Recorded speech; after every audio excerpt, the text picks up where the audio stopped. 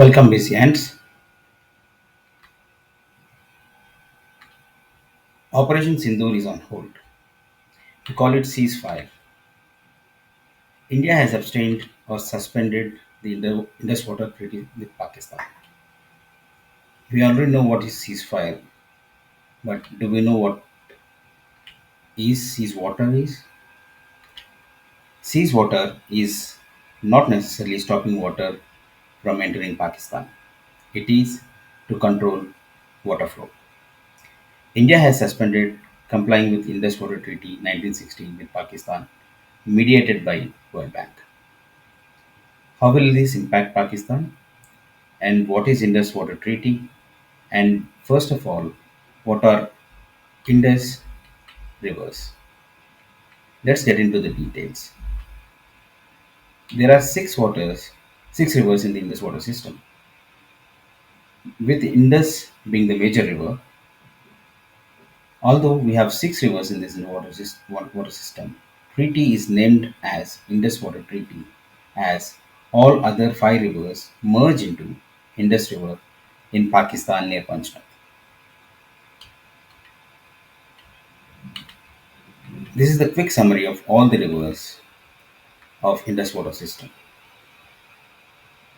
Let's flow through them one by one now. Indus or the Sindhu River originates in Tibet, China, around Mount Kailash. It flows a total length of 3,180 kilometers and merges into Arabian Sea near Karachi, Pakistan.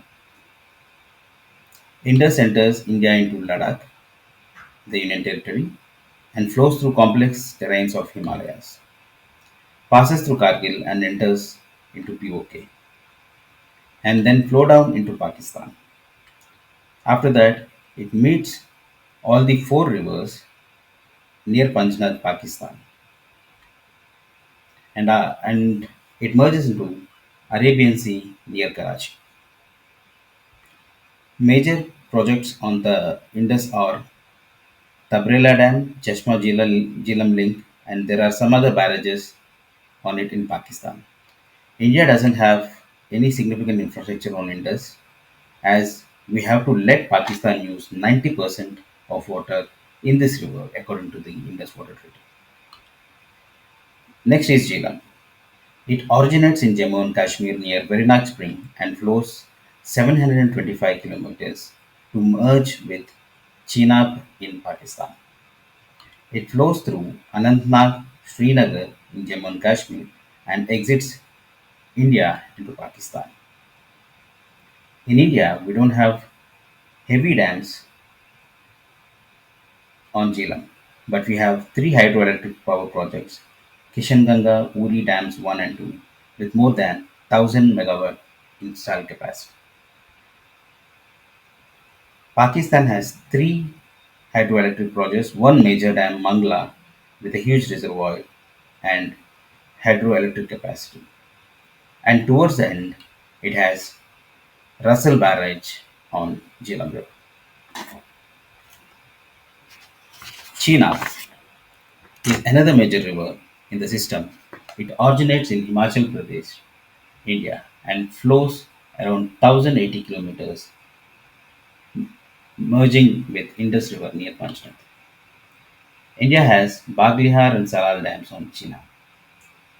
These two dams were used as water bombs recently to demonstrate the troubling neighbor that we are serious on suspending the treaty and we will look into how India demonstrated this towards the end of the video. We have some good and ongoing projects and planned projects on Chenab with both storage and hydropower capacities. While Pakistan has no direct dams on the river, it relies heavily on Chenab water, as Indus has major projects which rely on Chenab water flow after Panchnath. It has four major headworks on the flow. Choking and flushing Chenab will hurt Pakistan badly. Towards the end, we'll understand how we have used Chenab dams to show how we can influence Pakistan towards negotiating table in handing over POK and the terrorists. Key point to note is out of six rivers in the Indus system, four originates in India. Next is Ravi River. Ravi flows a total length of 720 kilometers, almost like Jhelum, originating in Himachal Pradesh and meeting Chenab in Pakistan. India has three dams with storage hydropower capacity in Ranjit Sagar, Chamira, and Shapurkand. Ravi flows through Lahore in Pakistan and it has Balochi headworks near Lahore and it has no major dams on Ravi. Bias is the only river amongst the Indus Water Systems which originates in India and culminates in India as well. It starts near Rohtang Pass in Himachal Pradesh and merges with Sutlej in Punjab. We have Maharana Pratap Sagar Reservoir on Pong Dam. After that, we have Pando and Shanher Barrage on the Bias River. One of the biggest river in the system after Indus is Sutlej. Like Indus, it originates in Tibet, China, around Mount Kailash, and flows vastly in India and merges into Chenab and Indus at Panchnet, Pakistan. After flowing 1,450 kilometers, it merges into Indus in Pakistan. India has Kacha Mongtu, Nagfa Jakri, and most important, Bakranangal Dam with a huge reservoir, Gobind Sagar. Pakistan has no reservoirs on Sutlej. With a quick overview of all the rivers, we can understand India can intervene and control the water flow of almost all the rivers of Indus system. All the rivers flow through India and enters Pakistan. So the upstream advantage of holding and releasing the water downstream to Pakistan is a huge leverage with India. We can hold more water in our reservoirs and dams and need not comply with treaty limits. We can release water without warning or sharing information, causing panic floods. Do we have infrastructure to hold and flush water on all the rivers? India don't have infrastructure to store the water in heavy volumes on the western rivers, Indus, Chenab, and Jhelum. But we have enough dam to flush on will as Himalayan rivers are unpredictable in terms of flow of water. Data on flow of water incoming will be essential for Pakistan to plan their reservoirs utilization and prevention of floods. Now, India is holding back on that information. India has a good storage infrastructure on eastern rivers, Bias, Ravi, and Sutlej, which can be used more to put pressure on Pakistan and efficiently curtail surplus flow into Indus, which would make agriculture difficult after Panchnath in Pakistan. We can plan new projects on all rivers to interfere with the flow of all the rivers to our advantage.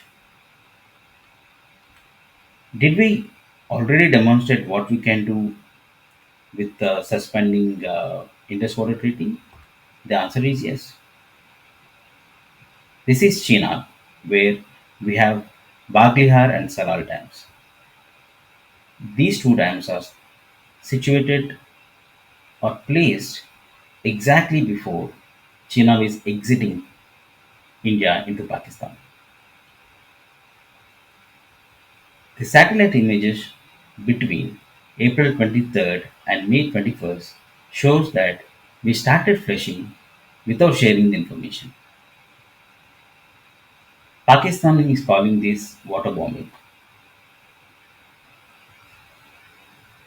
We are doing this against treaty as we have suspended to comply with the treaty. What is Indus Water Treaty? Since India can interfere with flow of rivers in the Indus system with the upstream advantage, Pakistan had sought a treaty and World Bank has mediated between India and Pakistan. It was signed in Karachi on 19 September 1960. It is 65 years old. India has never suspended the treaty in all these years, despite there were wars. It was signed by Jawaharlal Nehru, Prime Minister, and Ayub Khan, Army Head. See, Pakistan is a democracy staged by its army. Even the treaty is a documented evidence to show that parties to sign the treaty are Prime Minister of India and Field Marshal from Pakistan. The treaty has 12 articles and 8 annexures detailing on how the water should be managed. The treaty defined the types of usages of water, the rivers and tributaries in detail. It has classified rivers into eastern and western. Eastern rivers being Bias, Ravi and Satluj, where India can use majority of the waters. Western rivers are Indus, Chenab and Jhelum, where Pakistan gets to use 90% of their water. Annexations have defined limits and rules to comply. Since, since 65 years, we have never armed water against our troubling neighbor. Now, by suspending to comply with the treaty, we have put the treaty on negotiation table. The key points India will ask for change in the treaty are the definitions of the rivers and tributaries, and they might hold on exchange of information or data, and all the future cooperation terms and will be renegotiated. India will ask for changes in the limits mentioned in Annexure C and E, where India has complied to use limited water for agriculture use in western rivers. And on the storage waters, restrictions on western rivers will also be negotiated. We might ask for changes in definitions in the treaty.